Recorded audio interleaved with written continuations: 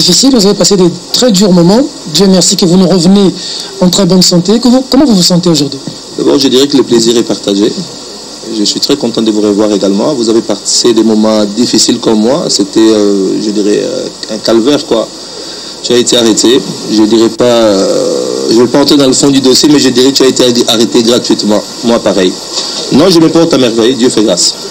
On n'a pas beaucoup de temps. Votre temps est chargé. On met le pied dans le plat. Tollé général, député de l'UDPS corrompu. Pas de sénateur à Kinshasa pendant que vous êtes au nombre de 12 à l'Assemblée provinciale de Kinshasa. Et on vous accuse de ne pas avoir voté pour le parti. Honorable, votre réaction? Premièrement, je dirais que le vote est secret. Ceux-là qui nous accusent, comment ils savent que tel a voté, tel n'a pas voté? C'est très pertinent, ça. N'est-ce pas que le vote est secret, M. Peter? Je ne vous pose pas la question parce que je n'en ai pas le droit. Mais je voulais juste faire comprendre aux gens qui nous accusent gratuitement qu'il y a tel qui a voté, il y a tel qui n'a pas voté. S'ils sont magiciens, tant mieux. Mais moi, je vous dirais que j'ai voté pour mon parti, j'ai voté pour M. Kalonji. Et ma conscience est tranquille. Ma conscience dort calmement là où elle est. Y a-t-il des preuves que vous avez voté réellement pour? Des preuves tangibles et palpables. C'est quoi les preuves? J'ai mon bulletin. J'avais utilisé un système pour capturer mon bulletin quand j'ai fini mon élection. Pourquoi vous avez capturé votre élection? Peter, tu es sans ignorer que je fais, c'est ma 3e mandature. On a eu le même problème en 2007. Il y a eu quand même des petits soucis au niveau des élections sénatoriales. L'homme prudent doit toujours voir le mal de loin et le vite. C'est ce que j'ai fait. J'ai des preuves de mon bulletin, de mon candidat. C'est un candidat du parti qui s'appelle M. Kalonji au numéro 138. Il a été bel et bien voté par moi et un autre député du parti que je ne connais pas. Peter Kazadi dit que 3 ont voté pour le parti.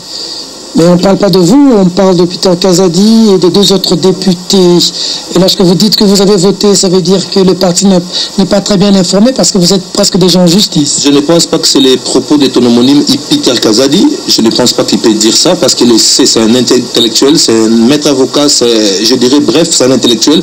Il ne peut pas citer les noms ou nommément les gens qui ont voté et les gens qui n'ont pas voté. Lui a voté, certes. Je sais que Peter a voté pour le parti, mais je ne sais pas vous dire il a voté pour qui, parce qu'il y a un candidat qui avait une seule voix, et puis celui qui moi j'avais voté avait 2 voix. Je ne sais pas vous dire quel candidat Peter a voté, et je ne crois pas que Peter peut tenir des propos pareils en disant que... il y a des corrompus parmi lesquels l'honorable Jekoko. Ça n'engage que lui. Non, il n'a jamais cité mon nom. Je ne vais pas citer votre nom, mais quand on va au siège du parti, vous êtes parmi les personnes qu'on a pointées du doigt. Quand ce débat est clos aujourd'hui, en brandissant les bulletins ou mon bulletin de vote, que j'ai eu à vous le montrer, je pense que je suis pris dans ces lots-là, des gens qui sont soupçonnés. Il ne faut pas oublier que la présomption d'innocence existe. Donc on attend les sanctions du parti, mais je ne pense pas que je serai sanctionné. S'ils les font, tant mieux. S'ils ne les font pas, Dieu merci, mais moi, je ne suis pas concerné. Et je vous l'ai dit tout à l'heure que ma conscience est tellement tranquille. Je viens de vous le prouver noir sur blanc que j'avais voté pour mon parti et j'ai respecté minutieusement la consigne du parti. Toujours candidat gouverneur, vice-gouverneur, ou est-ce que vous vous retirez après ce que l'UDPS dit aujourd'hui? Nous ne devons pas confondre les élections. Ce sont des enjeux différents et des élections différentes. Je reste candidat vice-gouverneur pour le compte de l'UDPS et pour la ville-province de Kinshasa. Le président a suspendu l'élection de gouverneur et même l'installation du Sénat. Votre réaction? Il en a les droits.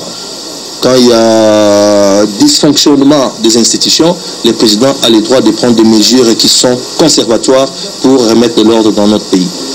Lorsque votre camarade du parti est vice-président, pendant que vous n'avez pas suffisamment de députés à faire de le vice-président, là aussi vous n'avez pas corrompu, pourquoi il n'y a pas eu d'enquête par rapport à ça aussi? Il faut plutôt poser la question au candidat qui a été élu, mais je ne pense pas qu'il a corrompu. Tout à l'heure, je l'ai dit, nous avions eu une période de campagne, peut-être qu'il a séduit d'autres électeurs qui nous sommes.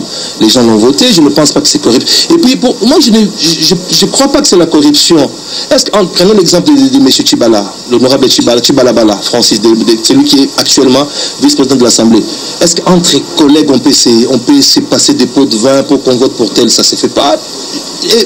Écartons un peu l'hypothèse de la corruption. Je vous ai dit qu'il y a quand même une période électorale, une période que les candidats sénateurs ont fait leur campagne, ont mené leur campagne, allais-je dire.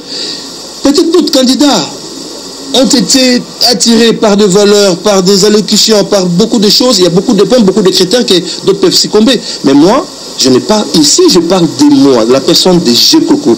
J'ai voté pour M. Kalonji, vous avez vu les preuves, donc je ne peux plus continuer dans ces débats-là. C'est un débat clos pour moi. Nous sommes en train de chuter. Jekoko est déçu aujourd'hui au regard d'abord de ce que vous avez vécu personnellement, mais ensuite vous avez battu campagne, comme le dit certains députés, avec vos moyens, votre base. On a vu dans les réseaux sociaux, vous avez dit, un média relayé, que vous avez dit que vous avez une base avec ou sur les DPS, vous allez avancer. Peut-être assez déçu aujourd'hui du comportement de votre parti à votre égard. On commence d'abord par les points du réseau social, du réseau social parce que c'était un réseau qu'il avait relayé. Je n'ai jamais dit.